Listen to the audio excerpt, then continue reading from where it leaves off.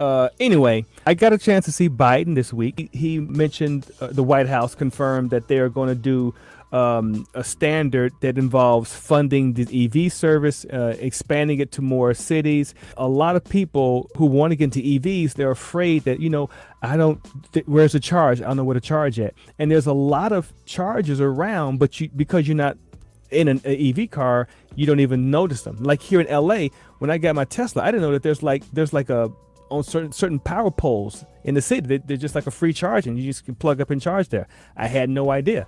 Being that Biden administration is allowing this to happen, I think it's a good thing. But who do you think is going to pay for this?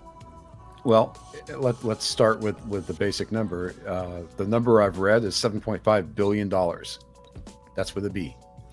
And you would think the industry would pay for most of it because they want us to buy their cars. But I'm willing to bet that you and I, as the consumer, will end up taking the hit for a good portion of it. And you can argue about investment infrastructure and all that, but in my humble opinion, this really ought to be an industry-driven initiative. I agree. If they want to get us off oil and they want to get us off oil and fossil fuels, then cough up. Take some of that profit you just made on all the oil and roll it over into the EV side of the house. Yeah. Of course, the shareholders might have something to say about that.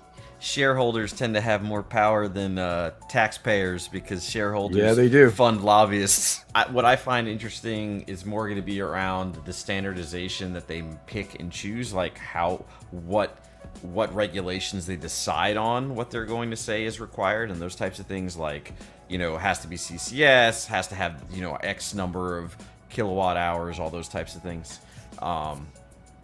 But for me, that's what's more interesting. I'm not super interested about who pays for it because they're going to spend money. They're going to spend money. Like it's not, you know what I mean? It is what it is. What I don't see in any of the jibber jabber about this whole initiative.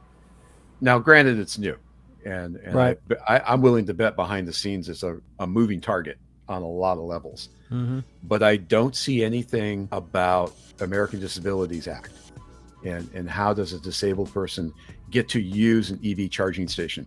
Most of the stations I use, you'd better be a fit person because between juggling and pulling on a very thick cable that doesn't want to bend, it's usually mounted at a bad height. It's usually in a very narrow parking. I mean, there's a whole list of things that you need to address. Just from a functionality point of view. And policing it, because there's a thing called that's what's it called? Pet peeve. That's a pet peeve. Icing. Is that what it's called? What's going to happen? There's no one around to prevent people from parking like that. So I know here in the state of California, it's a ticketable offense to ICE. If you can get someone's attention to write the ticket, it's like a $300 ticket. Wow, I didn't know that. It's a big deal. But again, it's one of those crimes that there's bigger and better things for the police to do. So getting someone to actually write the ticket is tough. Right.